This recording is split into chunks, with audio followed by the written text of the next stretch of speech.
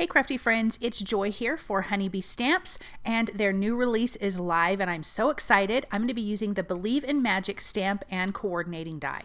So here is that stamp set. Look at that super cute snow globe, and all the sentiments are so fun.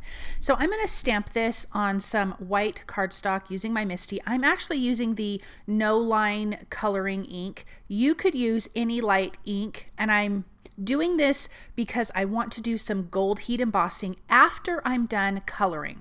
So I want this to be a light background, but I still want to be able to see what I'm coloring. I'm going to do Copic markers.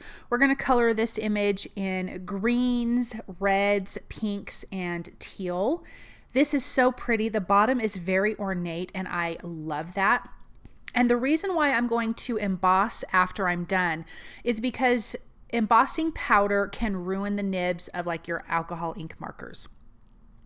So I don't want to do that. So I'm also going to say that the coloring is going to look a little bit sketchy near the edges because this ink is so light that I'm not super careful. I'm staying within the lines, but I'm also getting on the line. And because it's not a black inked line, you're going to notice that it looks a little wonky. But once we add that gold embossing powder, when I'm all done coloring, it completely comes together and looks gorgeous. So like I mentioned, I'm going to be using pinks and reds, a green, and turquoise. I think this is a fantastic stamp set. This fills up your card beautifully. There's lots of different sentiments. So you could have lots of different color combinations with this, lots of different sentiments, not sentences. And so you can make a lot of different cards. I think my cap is out of view here. I believe this is BG11. This is the darker of the BGs. I'm going to do BG10 on the inside to give that some color. I'm going to color over this whole background. But again, when we come in with that gold embossing powder, it's just going to finish everything off so nicely. Another way to do this is do your gold heat embossing first and then use like a watercolor marker, like a Zig or a Karen watercolor marker, because it doesn't ruin the tips of those.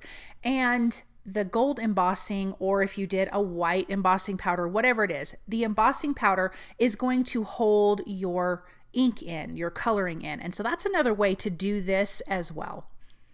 I was very nervous about coloring this bottom part because I did the light no line coloring ink. It was a little bit harder to see with my studio lights. And so I was a little bit nervous when I was coloring some of these ornate images. You could also use like a light distress oxide ink for your base color, like antique linen or a light gray, something like that. You don't have to use the no line coloring, just as long as it's light. Not that you're even necessarily going to see it, but I just am always concerned that if I used a black ink, what if it bled a little bit and you could see that around the embossed image? So I just prefer to use something that's light when I do this. Let's bring more of that turquoise color down here towards the bottom. You can see all those little ornate pieces, all the little dots. And those are like open, most of those are open dots. So when we stamp it again and do the gold heat embossing, you're going to see some color in some of those circles. Then I have my pink, which is R81, 83, and 85. I did BG 10 and 11. My red is R37, 39, and 35. And when I was coloring the lightest color of my red, it started to die. So I need to refill that, but I was panicking. I'm like, oh no, let me just get this whole image colored, which I did, and it turned out great. I'm using the pinks here at the bottom. I'm going to use red in the center. And I just think this was really a lot of fun. It also kind of reminds me of a gumball machine a little bit, which I think is really kind of charming and cute. Let's bring in the red, and I'm being really careful. I like to do the red last for the most part, especially if I'm coloring against other lighter colors. Because if I colored the red first with an alcohol ink marker and then I came in with that teal and I touched the red, it would bleed easily into my teal. So now that the teal is dry, I can come back in with that red and not have any bleeding problem.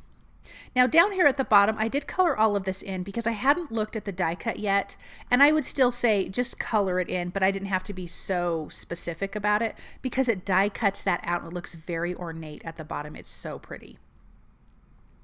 Here is that lightest color red, and I'm like, oh my gosh, I am running out of ink. But it did work, thank goodness, because I don't think I have a refill for it. I think I have to get one. But it still turned out super nice. So once I'm done coloring here, I am going to place this back into my MISTI, and I prepped it with an anti-static powder tool. I am inking it up with clear embossing ink. I'm doing that a couple times.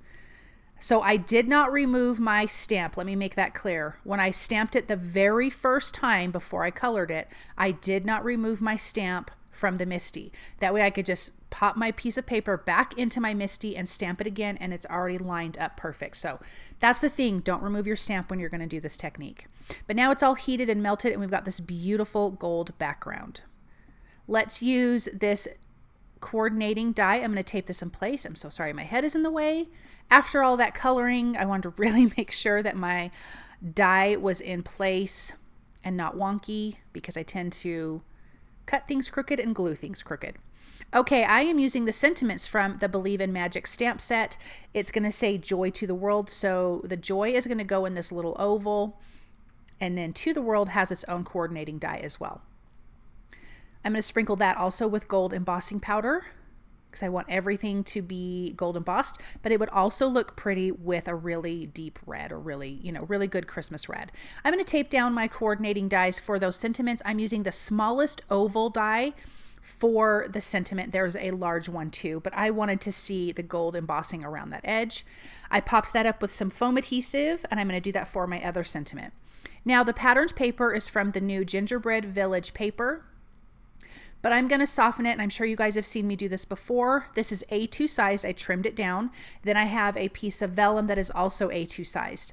I love the red and white striped, but to me, it felt like a lot was going on.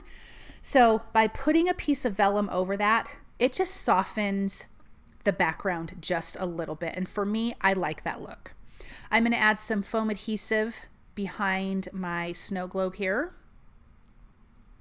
And then I'm going to place that on my vellum first, and then I can hide all of my other adhesive behind that, and then I can adhere that to my red and white striped pattern paper. Then I'm going to use some white pops of color.